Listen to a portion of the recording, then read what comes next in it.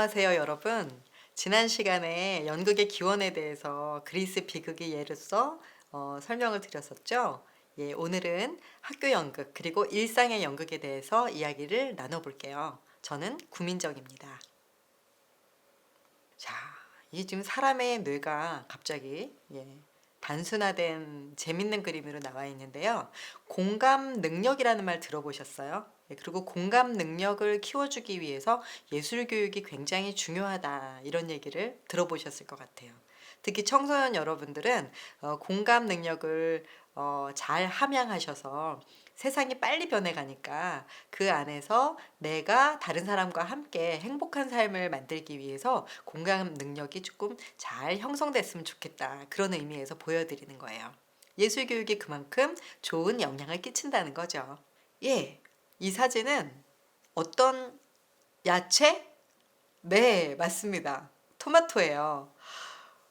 이건 중학생들이 연극의 소품으로 쓰기 위해서 만든 건데요. 아주 잘 만들었죠? 어느 날 선생님이 수업하러 들어갔는데 그날 수업의 제목은 문화 월드컵 퍼포먼스였어요. 그래서 그날 준비한 학생들은 스페인의 토마토 축제 그걸 준비했죠. 그래서 토마토를 이렇게 차려놨더라고요. 너무 잘 만들었다. 그랬는데 수업을 막상 시작하고 토마토 던지기 토마토 축제를 여는 장면이 되니까 아이들이 일제히 던져라고 얘기를 했고 온 교실에 토마토가 진짜 토마토가 아니라 뭉쳐진 휴지 핑크색 휴지 토마토가 막 던져졌어요. 그런데 이 소품을 쓰지 않고 뭉쳐진 휴지를 쓴 거예요. 그래서 제가 좀 궁금했죠. 학생들한테 물어봤어요. 얘들아, 이렇게 예쁘게 만든 토마토는 왜 쓰지 않고 휴지를 뭉쳐 던지게 했니? 그랬더니 뭐라고 답을 했을까요? 선생님, 이 셀로판지는 딱딱해서요. 친구들이 맞으면 아파요. 이렇게 얘기하는 거예요. 선생님이 학생들한테 배운 얘기예요. 선생님은 미처 생각을 못했어요. 그런데 학생들은 거기까지 생각을 한 거죠. 공감 능력이라는 건 그런 겁니다. 어떤 상황이 펼쳐질 때 이 상황에서 비롯되는 어떤 행동들이 다른 사람들에게 어떤 영향을 끼치고 그 사람들은 어떤 심정이 될까 이것을 미루어 짐작하는 마음. 네, 그런데 지금 연극 수업을 하면서 우리 학생들은 이미 그것을 느끼고 실천하고 있었던 거죠. 지금 이 사진은 뭘까요? 독서 캠프 사진이에요. 그런데 잘 보시면 알겠지만 책이 없어요. 책이 없는 독서 캠프 사진이랍니다. 네, 혹시 여러분 플라톤이라고 하는 그리스의 철학자가 지은 국가라는 책을 읽어보셨나요? 말만 들어도 어렵다고요? 네, 정말 어려워요. 그러나 중학교 2학년 학생들이 플라톤의 국가라고 하는 책을 바탕으로 연극을 하고 있는 것이랍니다. 신기하죠? 그런데 이 연극은 아주 순식간에 만들어졌어요. 그리고 플라톤의 국가를 읽는 첫날부터 학생들은 이 책 속에 등장인물이 누구누구누구가 등장하는지 순식간에 알아버렸어요. 왜? 연극을 해야 되니까. 그리고 지금 여기에 보면 빨간 옷을 입은 사람 있죠? 하얀 천을 두르고 그 사람이 주인공 소크라테스예요. 플라톤의 국가에는 플라톤의 스승인 소크라테스가 주인공이거든요. 그런데 그 뒤에 빨간 가면을 쓰고 있는 사람이 있죠? 그 존재는 뭐냐 하면 왜 서 있냐면 소크라테스의 다이몬이에요. 책 속에는 그 존재가 나오지 않아요. 그런데 학생들이 새로 창조해낸 인물인 거죠. 그러니까 이미 학생들은 플라톤의 국가라고 하는 어려운 책을 연극으로 만들면서 새롭게 해석을 하고 있는 거예요. 물론 선생님이 자리를 마련해 주긴 했지만 열심히 공부하는 학생들을 보면서 아주 감탄했던 그런 기억이 떠올라요. 이 이야기는 에르의 신화인데요. 네, 플라톤의 국가에 보면 여러분이 읽을 기회가 있다면 꼭 읽어보세요. 반지의 제왕이라고 아세요? 네, 그 이야기의 원형도 거기에 등장하고요. 아주 다양한 이야기들이 나온답니다. 그런데 학생들은 그 플라톤의 국가에 나오는 작은 에피소드들을 꺼내서 다시 연극으로 재구성을 하고 있어요. 자, 이 장면은 뭘까요? 간식을 놓고 의식을 거행하는 장면인데요. 아까 책이 없는 독서 캠프 얘기 드렸죠. 그때 도서관 사서 선생님께서 간식을 마련해 주셨어요. 그런데 아주 즉흥적으로 이런 제안을 누군가 했어요. 선생님께 감사를 드리고 싶어요. 그래서 어떻게 하기로 했느냐면 선생님이 마련해 주신 간식을 앞에 놓고 우리가 독서 캠프를 얼마나 열심히 할지 각오를 다지는 의식을 거행했답니다. 그래서 제문을 옆에서 읽고요. 모두 다 절을 하려고 저렇게 서 있어요. 이건 뭐냐면 누군가에게 감사하는 마음을 표현하는 굉장히 예술적인 행동이죠. 독서 캠프에서는 어머니의 땅이라고 하는 환경 문제를 주제로 계속해서 책을 읽고 연극을 했는데요. 지금 이 장면은 새로운 행성에 도착하게 된 지구인들이 제사장 회의를 열고 있는 중이에요. 왜냐하면 지구로부터 전해진 어떤 저장 매체에서 지구인들이 어떻게 환경을 훼손했는지 아주 적나라한 얘기가 담겨 있는 것을 발견한 거예요. 그런데 이것을 일반인한테 공개를 할까 말까. 그 새로운 행성의 지도자들인 제사장들이 모여서 회의를 하고 있는 장면이죠. 자, 새로운 행성에서 사람들은 지구를 그리워하며 살고 있어요. 그런데 그 저장 매체에 담겨 있는 내용을 보니 지구 사람들은 너무 환경을 함부로 해쳐서 난관을 뚫고 지구를 떠나오게 된 거랍니다. 이 모든 것을 학생들은 이야기를 꾸며서 연극으로 만들면서 우리가 이렇게 환경을 함부로 훼손하다가는 정말 지구에서 떠나야 될지도 몰라.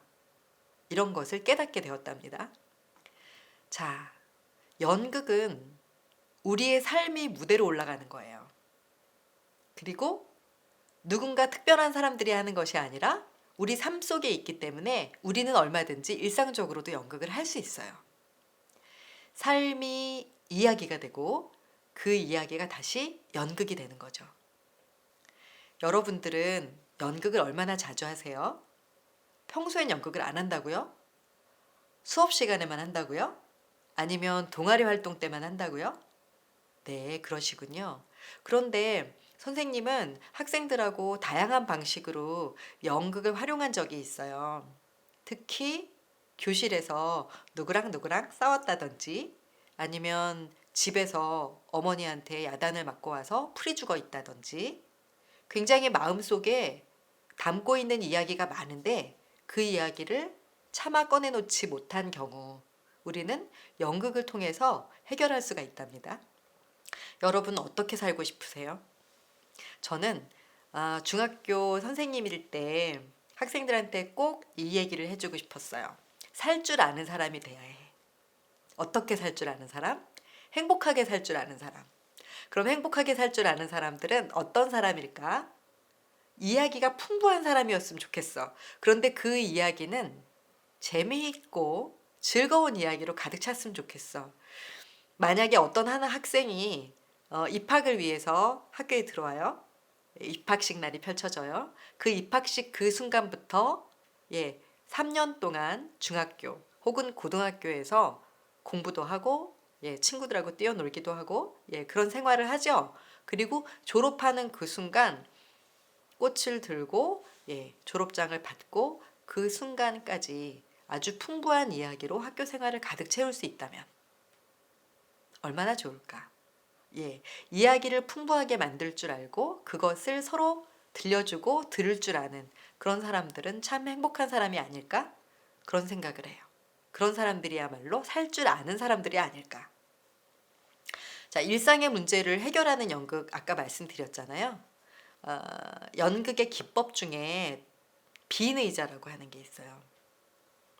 친구와 갈등이 있었던 경험 혹은 가족과 갈등이 있었던 경험 다 있으시죠? 그럴 때 속에서 꿍꿍꿍꿍 얘기를 못하고 참지 말고 내 앞에 의자를 하나 놓고 내가 얘기를 하고 싶지만 미처 얘기를 못했던 대상이 그 앞에 있다고 생각하고 그 대상에게 하고 싶은 얘기를 하는 거예요. 사실은 이러이러해서 섭섭했어. 선생님은 어떤 경험이 있냐면 어느 날 어떤 학생이 찾아오더니 선생님 저는 우리 반에 있는 누구 때문에 정말 못 살겠어요. 이렇게 막 얘기를 하는 거예요. 눈물이 글썽글썽해서. 아마 굉장히 많이 마음에 상처를 받았던 것 같아요. 그래서 어떻게 했냐면 옆에 이렇게 전화기가 하나 있었어요. 그래서 전화기를 놓고 이 전화기가 그 친구라고 생각하고 한번 하고 싶은 얘기를 다 해보렴. 선생님이 옆에서 지켜줄게. 그랬더니 막 얘기를 쏟아놓는 거예요. 그래서 그 다음에 얘기를 다 끝내고 난 뒤에 이제 이 전화기가 너라고 생각하고 네가 그 친구라고 생각하고 다시 한번 얘기를 해보렴. 그랬더니 그 친구로서 자기 자신이 된 전화기에게 막 얘기를 하다가 눈물을 글썽글썽 하는 거예요. 그러면서 선생님 이제 괜찮아요. 다 됐어요. 이렇게 하고 가는 모습을 봤어요. 그래서 여러분들도 만약 답답한 가슴이 있다면 혼자서 끙끙 앓지 말고 집에 있는 인형이나 또는 의자를 앞에 놓고 선생님이 행했던 그 방법을 한번 해보세요. 그거는 역할을 바꾸어서 얘기하는 방식인데요. 도움이 된답니다. 영상을 한번 같이 보실게요. 온유 씨, 네, 네, 앞에 있는 빈 의자에 누가 앉아 있나요? 제 중학교 2학년 때 친구가 앉아 있습니다. 아, 그때 미처 못한 얘기가 있군요. 네, 예, 지금 한번 얘기 나눠주시겠어요? 네, 네, 미영아, 나는 어,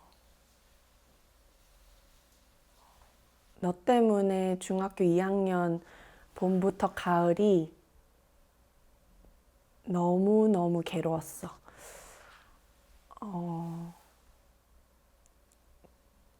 결국 나중에 이유를 알게는 됐지만 지금 어른이 되어서 이해가 되는 것 같기도 하지만 여전히 내 마음에는 저 깊은 곳에 상처로 남아있거든.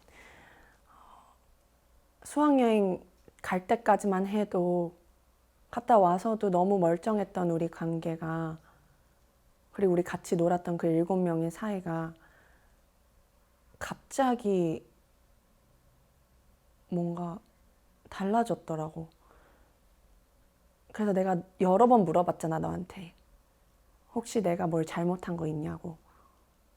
무슨 일 있었냐고. 요즘 어려운 일 있냐고. 혹시 애들 사이에서 무슨 일 생겼냐고. 내가 정말 다양한 방법으로 물어봤는데 너는 대답도 안 해주더라.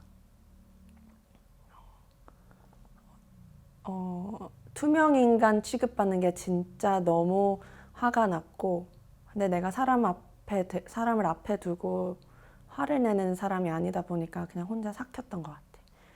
그리고 어떤 이유인지 모르겠지만 너로부터 시작돼서 나머지 5명이 다 똑같이 나를 무시하더라.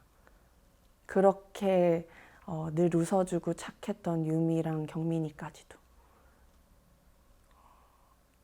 나는 월요일부터 토요일까지는 너무너무 끔찍한 시간을 보냈고, 쉬는 시간, 점심시간이 없길 바라는 마음으로 학교를 다녔어.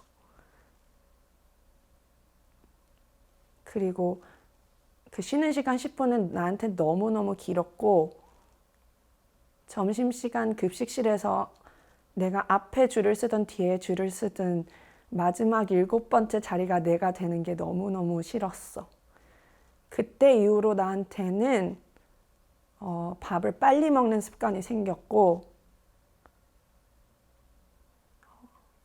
너희들이 기다려주지 않을 거에 대한 두려움 때문에 혼자 있는 게 너무 무서워가지고 혼자 밥 먹는 사람만 봐도 지금까지도 마음이 너무 아파.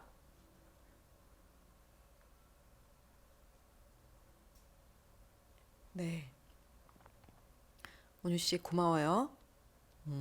근데 조금 입장을 바꿔서 네, 다시 빈 의자에 온유 씨가 앉고 그다음에 온유 씨가 어, 미영 씨가 돼 볼게요. 네, 또 미영 씨의 입장에서 한번 얘기를 해보겠습니다. 네.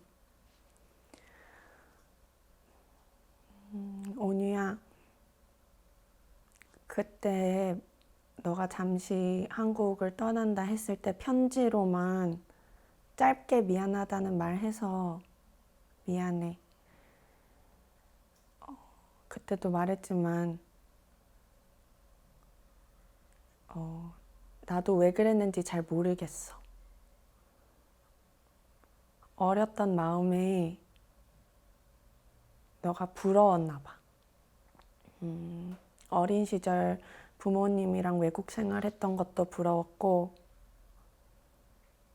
부모님이랑 주말에 재밌게 놀러 다니는 것도 부러웠고, 너희 가족에 대해서 너가 항상 당당하고 행복해하는 게 그냥 보기 싫었어.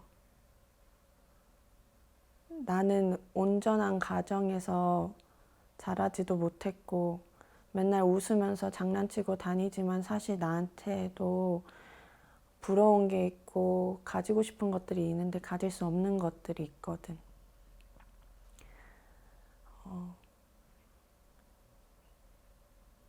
그때 너를 그렇게 외롭게 했던 거는 정말 미안해. 근데 내가 너무 외로워서 그랬나 봐.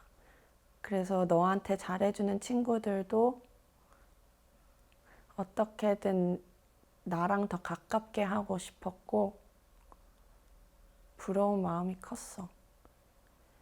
근데 너가 그거를 알아주지를 않으니까 그냥 너 혼자 행복해 보이니까 내 마음을 몰라주는 너가 미웠던 것 같아. 너가 조금이라도 내가 슬쩍슬쩍 말했던 나의 가정 상황이나 형편에 대해서 마음을 좀 써줬다면 내가 조금이라도 너를 더 가깝게 생각하고 조금이라도 덜 못되게 굴지 않았을까? 그래도 어쨌든 미안해, 온유야. 네, 감사합니다. 어때요? 미영 씨가 되어서 온유에게 음, 사과를 네, 했잖아요. 지금 마음은 조금 편안해졌나요? 네. 뭔가 쏟아 부었을 때보다, 저의 마음을 쏟아 부었을 때보다 조금 더 이해하는 마음이 좀 넓어진 것 같은 생각이 들고, 시간이 거의 뭐 십몇 년이 지났지만 제 안에 아직도 그렇게 상처가 있다는 것도 조금 저는 놀랐고, 아직도 해결됐어야 됐던 부분들이 좀 있었구나를 좀 느꼈던 것 같고요. 미영이 같은 경우에는 자기 입장에서는 왠지 충분히 그랬을 수 있을 것 같다는 생각이 이제서야 좀 드는 것 같아요. 네, 네, 미영이의 입장을 이해하게 되었네요. 네, 네, 정말 고마워요. 감사합니다. 네, 네, 잘 보셨나요?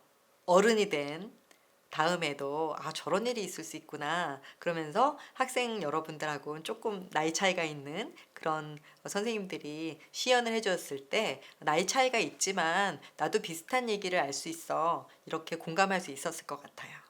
네. 자, 사람의 마음은 가득 차 있을까요? 아니면 조금씩은 빈 공간이 있을까요? 근데 저는 가끔 그런 생각을 해요. 빈 공간이 많을 것 같아요. 그리고 만약 빈 공간이 없다면 그 공간을 좀 만들었으면 좋겠다 이런 생각도 해요. 왜냐? 어떤 상황에 맞닥뜨렸을 때 정답을 알 수 없을 때가 참 많잖아요. 그렇죠? 그렇다고 해서 우리가 살아가는 것 자체를 그만둘 수도 없고, 예, 정답을 알 수 없어도 살아간다고 하는, 삶을 살아간다고 하는 것은 굉장히 그 자체로 아름답고 숭고한 것이에요.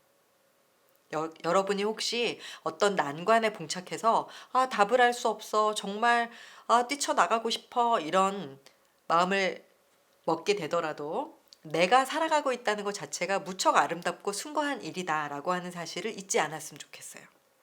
어떤 대사를 한번 들어볼까요? 내가 누구인지 내게 말해줄 자 누구인가? 네. 내가 누구인지 내게 말해줄 자 누구인가. 이 대사는요. 영국의 위대한 극작가 셰익스피어가 지은 리어왕 들어보셨어요? 그 리어왕이 광란에 빠져서 네, 모든 그것을 다 잃고 그죠? 예. 황야를 헤매다가 외치는 말이에요. 그런데 이 리어왕조차 뭐라고 외치는 거예요? 내가 누구냐라고 외치죠. 지난 시간에 우리 오이디푸스 얘기했잖아요. 내가 누구냐라고 하는 것이 계속 사람들에게 질문이 되는 그런 비극 이야기를 들었는데요. 그 비극 속의 주인공, 영웅, 왕들조차도 인간이기 때문에 끝없이 이러한 질문과 마주하는 거예요. 여러분, 디지털 시대라는 말 들어보셨어요? 네, 요즘이 바로 그런 시대죠. 막 지식과 정보가 쏟아지고요. 심지어는 디지털화된 인공지능, 그죠? 그래서 막 사람을 대체한다는 얘기까지 나오잖아요. 예, 이렇게 시공간을 넘나드는 무한한 상상의 세계, 그런 것을 경험하게 해주고 다양한 정보를 언제나 접할 수 있는 디지털 시대. 그런데 이러한 시대라고 해서 나에 대한 질문에 나는 누구일까라고 하는 질문에 답을 주진 못할 것 같아요. 그 답은 스스로의 삶에 대해서 성찰하고 내 자신이 나는 인간으로서 유한한 존재구나. 그렇기 때문에 삶을 진지하게 살아가고 싶어. 그죠? 예, 이런 답을 스스로 찾아야 될 것 같아요. 아무리 디지털 시대라서 지식과 정보와 모든 데이터가 넘쳐난다 하더라도 나에게 그 답을 해주진 않아요. 사람은 그만큼 복잡하고 어떨 때는 굉장히 모호한 존재이기 때문에 그래요. 그쵸? 그러면 그 답을 스스로 찾기 위해서 우리는 어떻게 하면 좋을까요? 궁금함을 품으세요. 네. 그럴 때 그 궁금함의 답을 저는 이렇게 얘기하고 싶어요. 고전을 읽고 연극을 함께 해보면 어떨까? 네. 그리고 비극적인 이야기에 당황해하지 말고 얘기가 왜 이렇게 끔찍해 이렇게 생각하지 말고 지난 시간에 선생님하고 같이 얘기 나눈 것처럼 연극을 하면서 고전 속에서 깊은 의미를 찾아서 모험을 한번 떠나보세요. 자신에 대한 성찰을 할 때 도움이 될 거라고 봐요.